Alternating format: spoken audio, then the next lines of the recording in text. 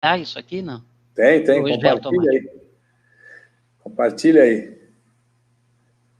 Bom dia, pessoal. Estamos aqui hoje mais uma transmissão aqui desde São Paulo. Aqui nós estamos nessa quarentena que eu já nem sei mais quantos dias nós estamos aqui nessa quarentena. Eu vou parar para fazer a conta aqui, mas acho que praticamente aí desde o dia 20, eu acho, 21, né?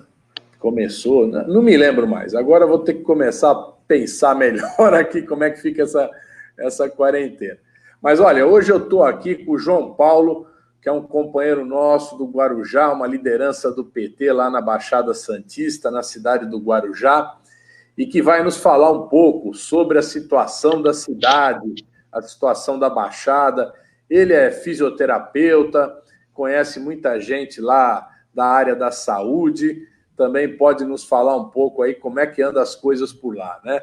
Cumprimentar aqui o Francisco Maciel, que já entrou, a Kátia Moraes, de Belo Horizonte. João Paulo, aqui a gente fala com gente do Brasil inteiro, né? Olha, eu queria começar aqui comentando hoje o absurdo que está a situação em São Paulo. Vou falar especificamente de São Paulo, porque é onde a gente tem essas informações.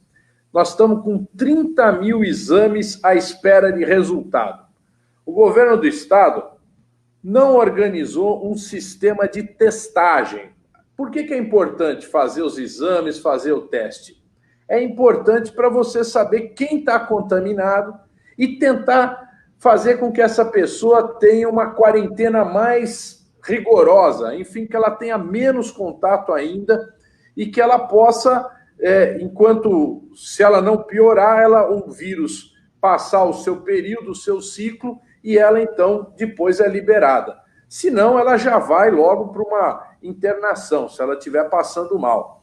Agora, tem gente que morre, né? Gente que morreu e que você não sabe até hoje do que morreu, certo? A gente está com essa questão. Muita gente aí que morreu e não se sabe ainda o motivo da morte. Por quê? Porque esses exames demoram infinitamente para sair o resultado. Então, é uma novela, isso agonia as famílias que não sabem o motivo da morte, agonia as famílias daqueles que estão passando por algum problema, se sentindo mal, e que não sabem também o que tem exatamente. Então, é uma coisa muito mal organizada essa questão dos exames, dos testes de coronavírus. O Instituto Adolfo Lutz foi sucateado pelas administrações tucanas. Ele foi praticamente extinto.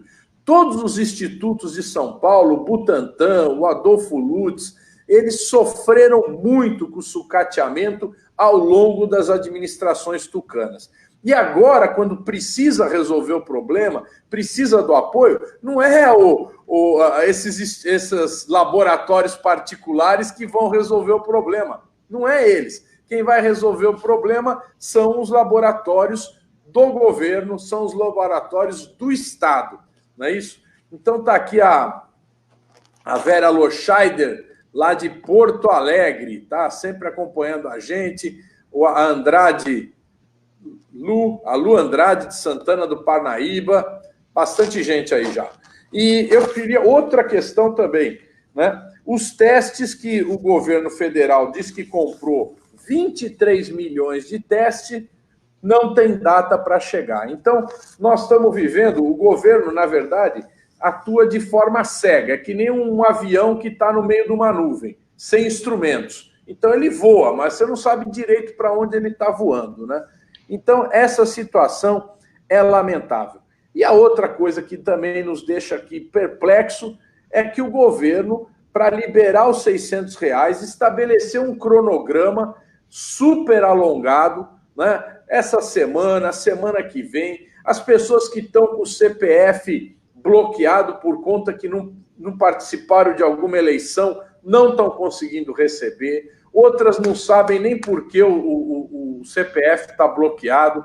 Enfim, o governo criou uma dificuldade gigante para pagar esses R$600 aí para as pessoas que estão precisando de dinheiro para poder sobreviver ao longo dessa pandemia, né?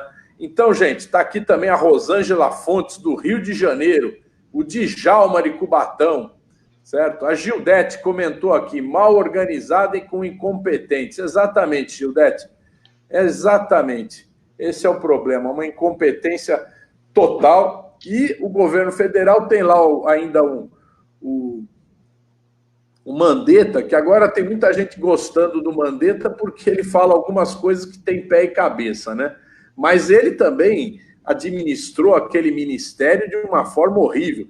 Dispensou 8 mil médicos cubanos, né? 8 mil médicos cubanos foram embora, podiam estar ajudando aqui, né? É um governo que não fez nenhum exame do Revalida para qualificar mais médicos, né? É um governo que cortou verbas da saúde ao longo desses anos, com a emenda 95. Enfim, uma gestão horrível, né?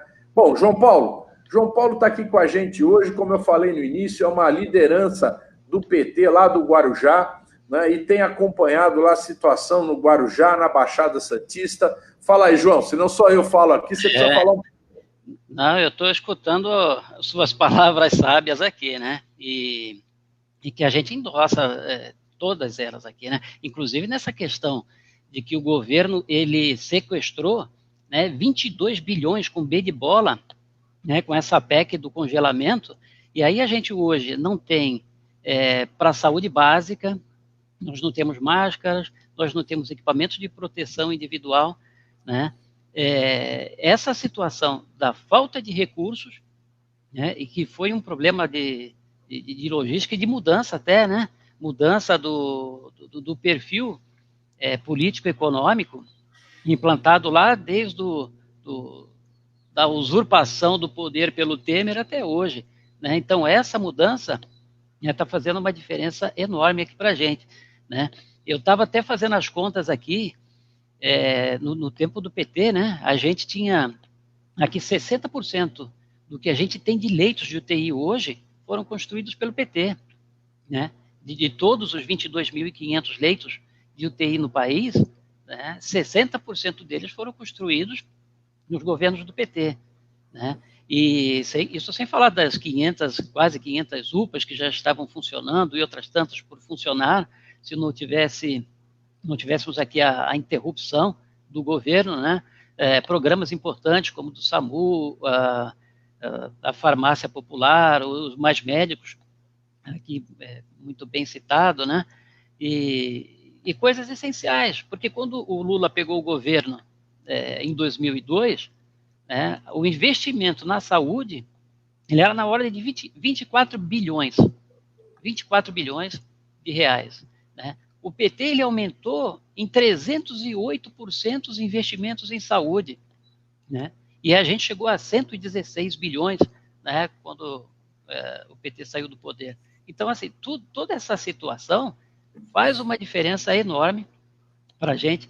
Aqui na região, na Baixada Santista, né, falando um pouco mais dos casos que acontecem aqui a gente está com quase 200 casos, né, suspeitos, quase 200 casos confirmados. Nós temos 15 óbitos aqui na Baixada Santista, né? O Guarujá ainda não conta com óbitos, mas a gente tem aqui 305 casos suspeitos que poderiam ser confirmados se a gente tivesse aqui testes suficientes, né? Teve até um absurdo, que eu vou contar aqui, um hospital que estava até fazendo, eu vou colocar assim, a venda de testes rápidos, né? E o valor de um teste rápido é de R$250 para fazer esse teste rápido. Uma empresa da China que eu tenho até contato, o representante me ofereceu esse mesmo teste rápido, né, por uma caixa com 10 testes por R$40,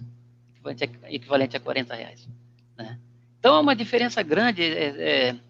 Quando outro dia aqui uma companheira nossa, a Jo, que eu quero deixar meu abraço aqui para ela comentou que tudo no mercado estava de preço absurdo. Realmente, tem algumas coisas que estão acontecendo, o PROCON precisa agir, né, e precisa agir com um pouco mais de firmeza, né, e agora a saúde necessitando de testes gratuitos, né? Então estamos tendo testes sendo vendidos, e essa é uma das situações. A gente tem aqui na cidade 11 casos de morte que não foram esclarecidos, né? E não foi esclarecido porque também não tem equipamento. Bolsonaro retirou dinheiro dos pesquisadores da CAPES, né? E a CAPES, lá tinha um dos pesquisadores que trabalhava com um reagente que seria utilizado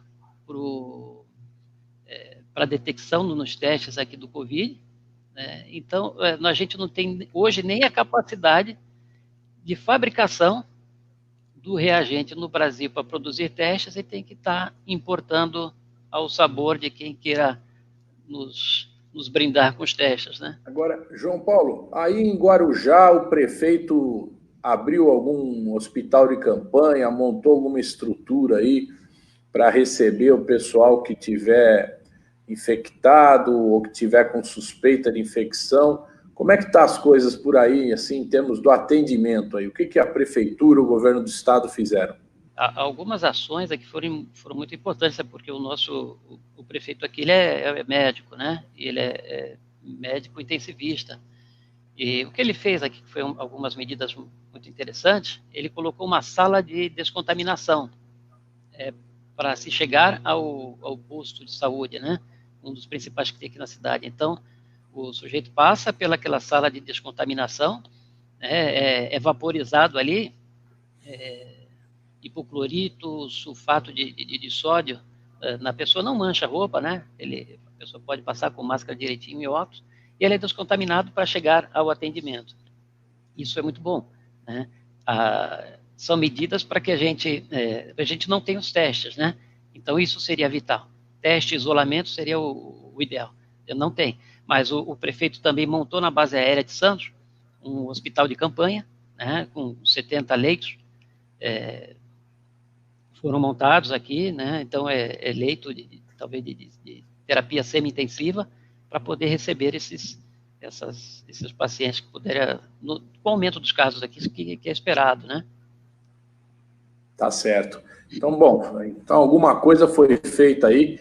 A gente está tentando, tem o José Carlos que está nos acompanhando aqui, está dizendo que eu tenho que falar de assunto municipal, mas eu sou deputado federal, né? Então eu falo de assunto federal, né? O meu papel é falar de questões federais, né? Eu também falo do Covas e do Dória, né? Mas eu queria dizer que nós estamos fazendo um esforço grande, João, para a gente liberar recursos para os estados e municípios, né?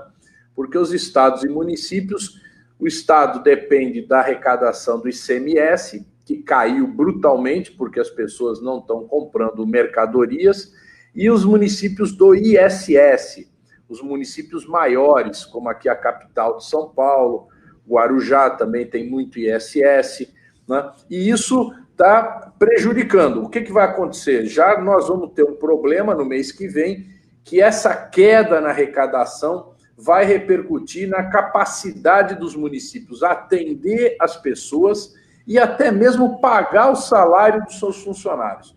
Então, nós estamos trabalhando lá, devemos votar na segunda-feira ou na terça-feira, no máximo, um projeto de lei, é um pacote para os municípios e estados atravessarem a crise, né? Então, o que tem nesse pacote?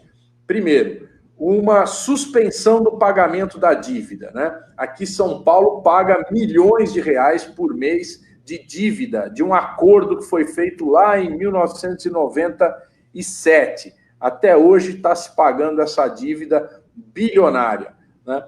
Também o município de São Paulo paga a dívida, o Guarujá, a Baixada aí, eu não sei quais são os municípios que têm esse pagamento da dívida. Depois, a segunda coisa, que o governo federal reponha aos municípios e estados aquilo que eles perderam de arrecadação, né? Que é muito importante também, né? E terceiro lugar, que os municípios e estados possam fazer novos financiamentos, né, para poder passar esse período. Então, é um pacote para garantir que o atendimento à população, que é feito pelas prefeituras e pelo estado, não pare, né? Porque não adianta o governo federal ter lá no seu caixa trilhões, né, que ele tem muito dinheiro no caixa, afora ter dinheiro no caixa, o governo federal pode emitir dívida, coisa que as prefeituras e os estados não podem fazer, Então isso garantiria a condição de atendimento à população, que é uma das questões importantíssimas, né? Então, essa situação a gente nos preocupa muito aí. Está aí a Tereza Duarte também, o Edinaldo Vanderlei, está aí, o Cristiano Barbosa está perguntando aqui. O Cristiano Barbosa: bom dia, deputado. O auxílio emergencial tem previsão de ser pago a todos que têm direito até qual dia? Olha, Cristiano, tem uma previsão, um calendário que o governo federal fez, que começou a pagar primeiro quem tinha conta na Caixa e que fez o cadastro agora, depois vai pagar quem tem conta em outros bancos, depois vai pagar quem é do Bolsa Família e do CadÚnico. Então é um cadastro, é um calendário muito longo, né, no nosso modo de ver, quando o governo federal poderia imediatamente pagar o pessoal do Bolsa Família, do CadÚnico, né, e ir resolvendo os problemas e pagando, né? Então eu acho que isso é uma questão que a gente tem que pressionar o governo. A gente tá com uma campanha aí na internet que é o Paga Logo Bolsonaro. Então você põe hashtag Paga Logo Bolsonaro e é importante todo mundo fazer isso, tá?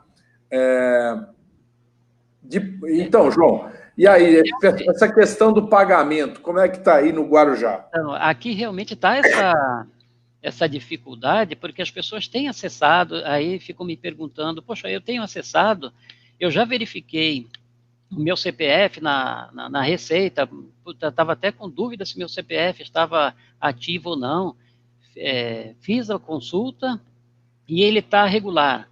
Meus dados estão muito bem feitos. Tem pessoa que diz para mim que tenta o dia inteiro, até de madrugada, né, e não tem conseguido fazer esse cadastro pelo site da Caixa, né, ou pelo aplicativo de celular. Então, essa tem sido uma dificuldade, a gente realmente não sabe o que acontece, né? Então, isso pode ser até, sei lá, excesso de fluxo, né, de pessoas pedindo o auxílio, mas de uma certa forma o que acontece é que não estão recebendo, as pessoas não estão recebendo e o questionamento tem ficado mesmo, isso é verídico, né?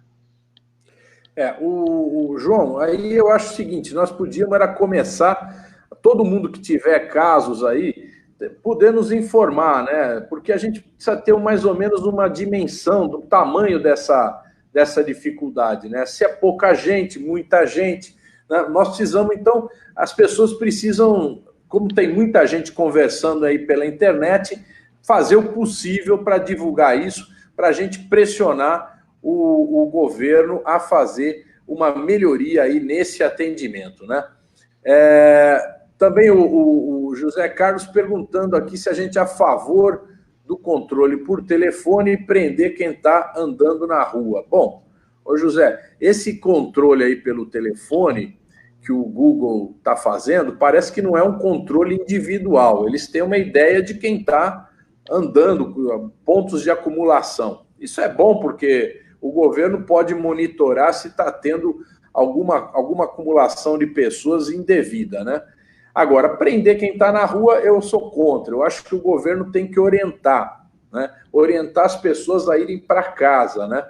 E para que as pessoas não fiquem. Ontem você viu cenas aí pela televisão, um monte de gente no mercado comprando peixe lá e tal. Então as pessoas têm que, quando vê que tem um acúmulo, né, tentar sair fora. Então, se você for no mercado, o mercado estiver lotado, não entra, entende? Espera um pouco, né? Deixa o fluxo andar para daí você entrar. E os comerciantes têm que organizar isso aí. Então, dependendo do tamanho do mercado, ele tem que dizer, olha, aqui tem que entrar 20 pessoas de vez. Então, quando sair um, entra outro. Tem que organizar uma fila, né? Isso aí não é uma coisa tão difícil de fazer. Eu acho que muita gente poderia ajudar nisso. Está aí a Andréa Moreira, do Guarujá também, né, Andréa? Compartilha aí para o pessoal conhecer aí o trabalho que está sendo feito aí pelo João Paulo, que tem caminhado muito, né? Então, João, comenta mais como é que está a luta nas periferias aí do Guarujá. Então, eu ia te falar nesse sentido que a gente está falando aqui dessa aglomeração das pessoas, né, pelas ruas. No Guarujá, boa parte das pessoas tem o seu trabalho junto às areias, né, comercializando. Então, o comércio do Guarujá é muito relacionado à praia, à faixa de areia, né? Enfim, aí nós tivemos a proibição de se estar na praia, então fechou a praia, e mais recentemente foi obrigado, olha só, depois que a gente iniciou a quarentena, né, nós iniciamos a quarentena, as praias pareciam aquela cidade de Velho Oeste, todo mundo cumprindo direitinho, não tinha ninguém nas praias, né? Logo após o chamamento do presidente Bolsonaro, que afirmou lá que a doença era uma gripezinha, que era para ter a vida, seguir a vida com normalidade, as praias começaram a ficar cheias, não mais na areia, mas sim no calçadão, né? Então isso eu vi com meus próprios olhos, dia a dia, aquilo aumentando. Pessoas que iam passear com um cachorrinho, outros que estavam fazendo corrida, outros fazendo ciclismo, caminhada, enfim, se alongando na praia. Daí, ontem, né, eu li um artigo, é um artigo que ele não foi publicado, mas ele foi divulgado pela importância que ele tem, de uma universidade da Bélgica e da Holanda, que diz o seguinte: uma pessoa que está fazendo corrida à sua frente, e você caminhando ou correndo atrás dela até 20 metros, a pessoa pode receber gotículas infectadas desse vírus, né, durante essa prática de exercício físico. Quanto mais intensa a prática de exercício físico, maior essa liberação de gotículas no ar, né? Então, isso serve para quem anda de bicicleta, serve para quem está caminhando. A distância para quem estava caminhando, de se contrair essas gotículas estando atrás da pessoa, é uma distância de aproximadamente 4, 5 metros. De 4 a 5 metros você poderia estar se contaminando.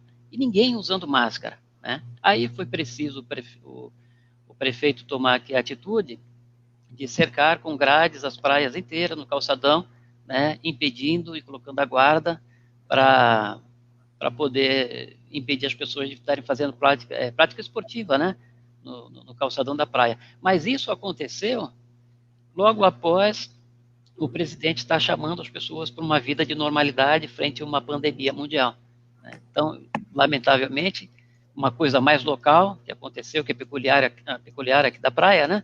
Mas essa foi uma atitude. Você teve que gastar, em época que a gente precisa estar comprando máscaras e equipamento de proteção, né, com produtos que era para conter aglomerados. Exato. Olha, tem muita gente aqui falando, né? O Flaviano de Araraquara, a Fátima Veiro de São José. Aqui o povo não está respeitando, o idoso estão nas ruas. Rapaz, justamente o idoso, né? Justamente o idoso. Aqui o João Batista fez um comentário aqui: a pequena empresa não tem direito a nada. Muitos com a loja fechando, devendo um monte, fui tentar pegar empréstimo e tanta burocracia que é mais fácil fechar a loja. Então, João, o governo até agora fez um pacote para quem tem um faturamento maior de R$360 mil por ano até 10 milhões de reais. Um financiamento de pegar. Mas R$360 mil por ano significa R$1.000 por dia, na média, né? Então, tem empresas, pequena empresa, comércio, que não fatura R$1.000 por dia.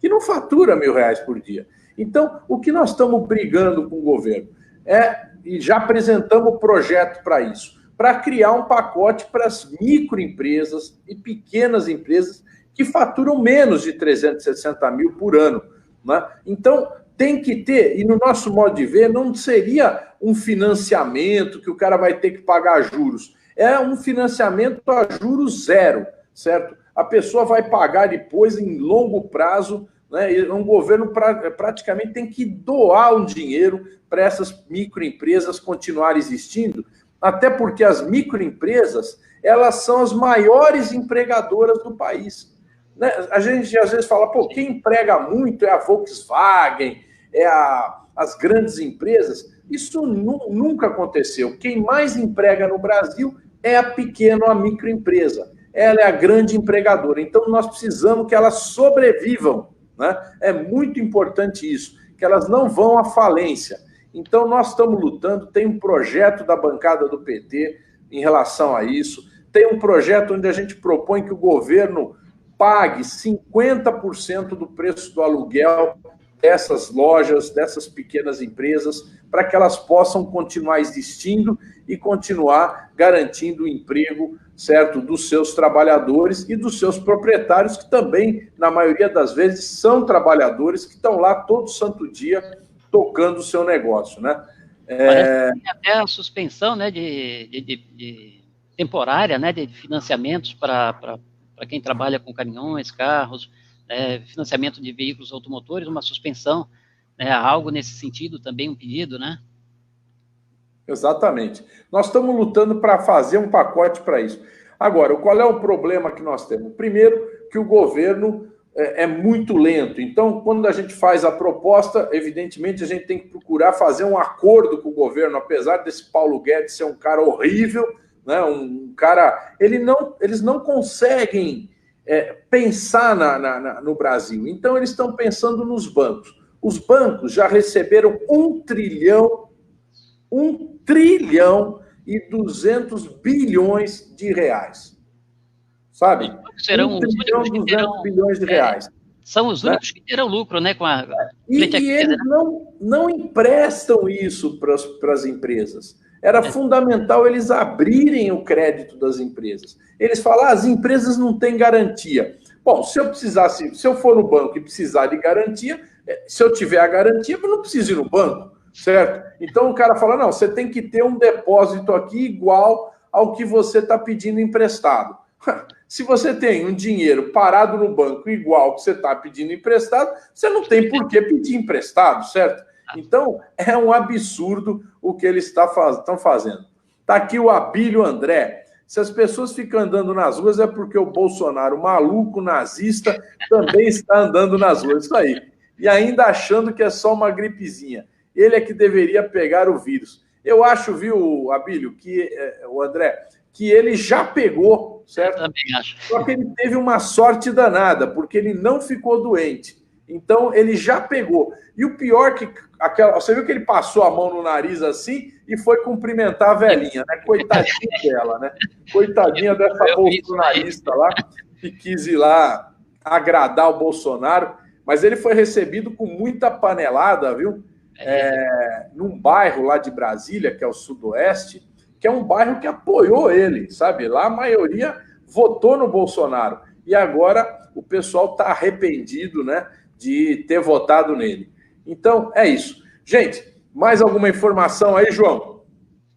Bom, aqui eu quero, né, a gente talvez esteja chegando próximo do final aqui nosso, né, tá agradecendo sempre aqui a participação e a atuação sua enquanto nosso deputado aqui em Guarujá, né, que frequentemente nos encontramos aqui, né, atendendo as demandas do município. Para quem não conhece, que está em casa, né, só aqui em Guarujá, nós já recebemos emendas de 500 mil reais, de 250 mil reais para este ano, para atenção básica, para compra exclusiva de equipamentos dentro da atenção básica. A atenção básica é aquela que vai te receber primeiramente quando você tem um problema de saúde. É ali que 70%, 80% dos casos das doenças são resolvidas, né? Então, assim, eu quero sempre deixar aqui de coração o meu agradecimento ao deputado, né, que tem sido sempre muito prestativo aqui conosco e que a gente sempre pretende reagir de acordo com tanto carinho que tem aqui pelo litoral. Praticamente, Zara, você praticamente é um deputado do litoral, né? Porque eu vi você aqui outro dia em Santos, né? Estava lá antes da quarentena, né? Eu falei, poxa, poderia passar aqui no Guarujá também para ficar um pouco aqui na praia, né? Estou torcendo aí para acabar logo essa quarentena, a gente poder andar aí pelo litoral, conversar com o povo e organizar. Gente, está aí o Fernando Puga lá, que é de São Sebastião também, um grande amigo nosso, Demilson Fortunato, lá de Curitiba, Paraná. Tem bastante gente aqui. E o Zé Carlos dando mais uma cobrada na gente. Por que o senhor e outros deputados não colocam os projetos de relevância como esse aqui para a gente brigar para ser aprovado? Olha, eu tento divulgar isso, se acompanhar, José Carlos, você vai ver que a gente posta muita coisa aí do que a gente está fazendo, né? Mas às vezes a gente está lá em Brasília, está articulando no bastidor, entende? Então tem muitos projetos que não é do Zaratini, não é de um outro deputado, é que a gente faz em conjunto, vários deputados, para eles terem mais força. E às vezes a gente apresenta projeto que nem é do PT só. A gente junta com o PSB, com o PDT, com o PSOL, com o PCdoB, com o PV, com a Rede, e a gente forma um projeto, a gente organiza projetos que são de várias bancadas, né? Porque aí a gente dá mais força para o projeto. Às vezes a gente faz um projeto individual e não consegue. Eu fiz um projeto, para você ter uma ideia, logo que começou essa quarentena, eu apresentei um projeto que as famílias de baixa renda que têm direito à tarifa social de energia, essas famílias tivessem 100% de desconto na conta de luz. Então, esse projeto eu apresentei há mais de 20 dias, certo? Aí veio, ia votar na quinta-feira, certo? Ia votar na quinta-feira. O que o presidente Bolsonaro fez? Fez uma medida provisória igual ao meu projeto na madrugada da quarta-feira para quinta-feira. Então, quando a gente acordou na quinta-feira, ele já tinha feito a medida provisória. Bom, menos mal, né? Então, as famílias que têm direito à tarifa social de energia não vão pagar a conta de luz durante 3 meses. Não é que elas vão adiar o pagamento, elas não vão ter que pagar, vão ter 100% de subsídio. Então, é uma ideia que a gente lançou, felizmente o governo aceitou, fez a medida provisória e já está valendo, né? Correu para batizar a criança, né? Oi? O governo correu para batizar a criança, né? Correu para batizar, tá? A Janaína Padilha, eu acredito que o Bozo esteja contaminado. Primeiro se recusou a mostrar o exame e agora fica dando passeios pelo Distrito Federal, tocando as pessoas e o nariz. É um sem noção. É isso aí, gente. Então, eu queria aqui dar um abraço aí a vocês, agradecer a participação do João Paulo, né? Um grande abraço a todos que participaram. E estamos aí, vamos voltar a qualquer momento aí com novas notícias. E a gente cobrar aqui, né, o João Dória, de que ele tem que organizar os testes aí, os exames, para ver quem é que tem o vírus, quem não tem, para a gente saber exatamente a quantidade, o tamanho da encrenca e mais do que isso, para que as pessoas que estejam contaminadas sejam isoladas mais restritamente para que diminua a contaminação, né? Então, essa é uma cobrança que a gente tem que fazer a todo momento aqui nas nossas lives e a gente cobrar também aí pela internet, pelas várias redes sociais. Tá bom? Obrigado aí, João Paulo. Um abraço, um grande abraço para todos vocês que estão nos ouvindo. Isso, vou deixar aqui o meu grande abraço também a quem tá nos assistindo, né? E dizendo que nessa Semana Santa, né, que agora todos possam aproveitar, ficar em casa, fiquem com as suas famílias, que muita gente dizia que não tinha tempo. Ah, eu não tenho tempo, porque faço tantas coisas, agora a gente tem tempo de monte, né? A gente tem muito tempo para ficar com a família, né? E dizer o seguinte, não saiam de suas casas se não for extremamente necessário, né?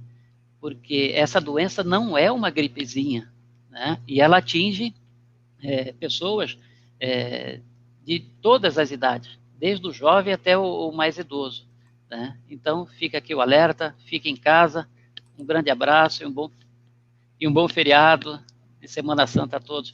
Zara, grande abraço, beijo no coração.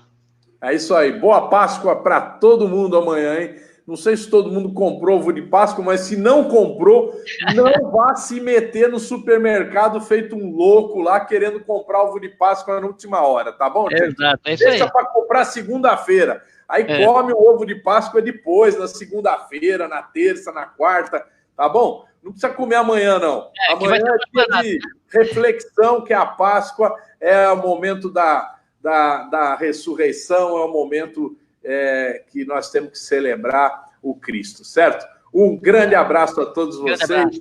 Boa Páscoa a todos. Grande abraço. Até mais.